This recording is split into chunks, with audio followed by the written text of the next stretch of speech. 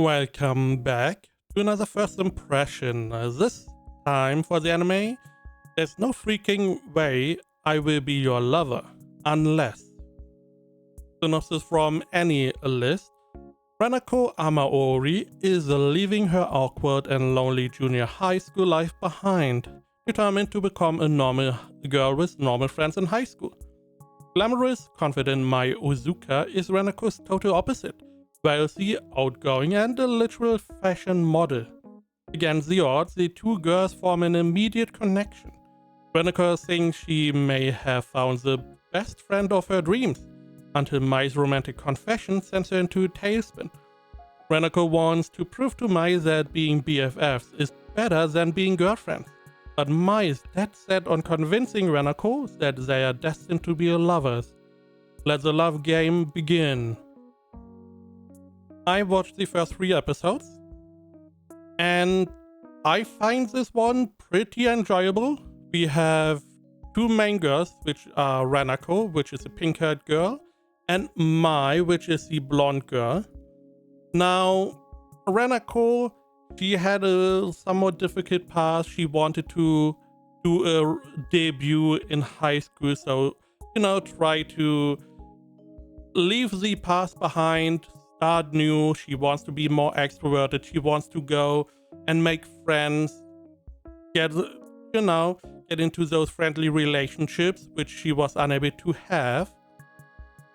And that is why she, in the anime at least, she just went up to Mai, the blonde-haired girl, and was like, do you want to be friends? And she accepted. Now around Mai, you have the 3 other girls as well. They are like, these 4 are like in a friend group, and Renako then joins them. Cool, okay. Now, we do have a little bit of representation of Renako's inner monologue while she is around all these people. And we see that she has a very hard time to fit in, to be extroverted, to join the conversation, and she then more or less overloads, and she needs to excuse herself to try to get breathing room again. So we do see she seems to be very introverted. She has some problems fitting in and opening up in this way. And we then see her being approached by Mai.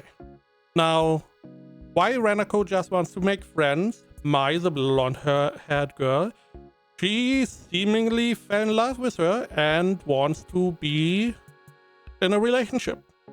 Now, Renako is unable to really accept that because she does have some, she just wants her to have friends, and I guess she can't see, if you are in a relationship, you could also be something like friends. She seems to not be able to accept that. So they come to a compromise. Now, the idea is, okay, half the time, we are going to be friends. And Renako is going to show Mai how good it is to be friends. We do friend stuff, and then you are going to love it so much to be my friend that you ignore your feelings. Now, the other half of the time, they are going to be lovers, where Mai can then try to convince Renako, how about we go and be a little bit more? That is the idea of their compromise.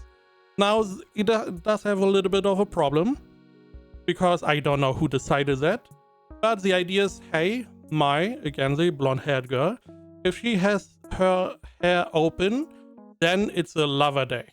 So she can then more or less push her relationship onto Renako in some way, shape, or form to try and convince her. But if she has her hair tied up, in like a ponytail as an example, then it's a friendship day, where Renako is going to try and convince Mai how good it is to be friends. Problem is, Mai is the one that decides how she does her hair. Which means she can just, if she wanted to, she could have her hair open forever and it would be Lover's Day forever. So I don't know who decided that. A little bit of an oversight, I would say. However, that is the plot. They are in this little battle. Renako wants to be friends. Mai wants to be girlfriends and lover. Now, there are other girls around which could be Renako's friends, and then she can be in a relationship with Mai. But she is very obstinate against Mai's advances, and Mai, this is the part I do like a lot.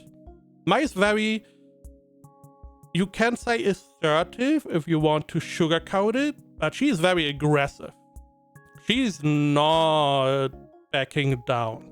She's very aggressive. She's going for the home run. She is trying to, get Renako to reciprocate her feelings. Which, as we see in the first 3 episodes, she seems to be somewhat successful to get Renako at least to be somewhat open to the idea. However, she is holding on to this belief of BFFs for some reason. However, all these advances that Mai is doing against Renako is warping Renako's worldview around relationships in general, not only lover but also friends. We do see her, meeting up with another person, and the other person is holding her hand or has her hand on Renako's shoulder, or saying something like, I like you, which is most likely meant as a friend. I like you as a friend. But Renako's worldview is so warped at this point that it is hard for her to not see it as the same that Mai is doing, which is Mai's I like you is in the direction of a lover instead of just friends. So we do have this going on. We do also have some drama at the end of the 3 episodes.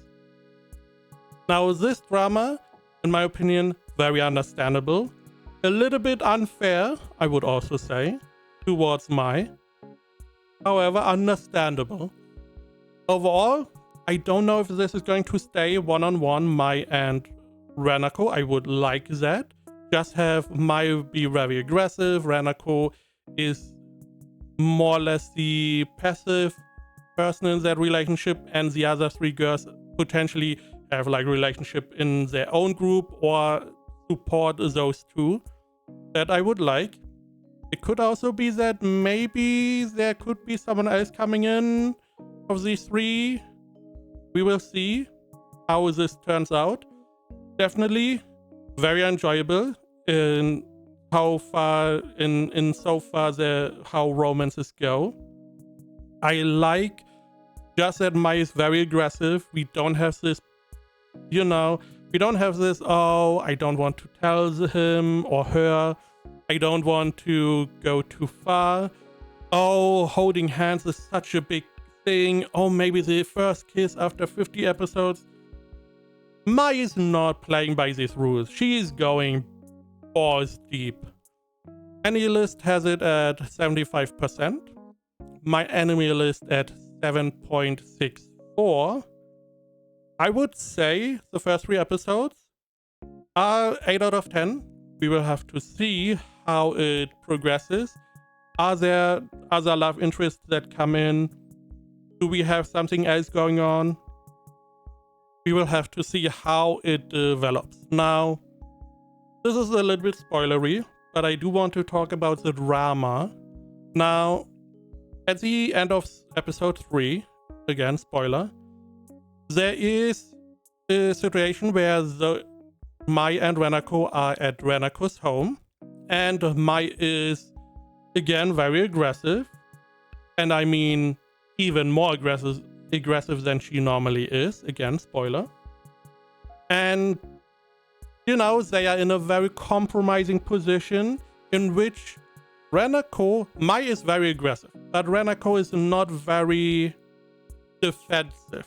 She is saying stuff, but not really acting too much. Now, she is trying to, defend.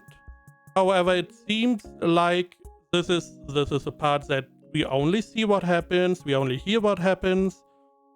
We don't know how the interaction really was or felt like.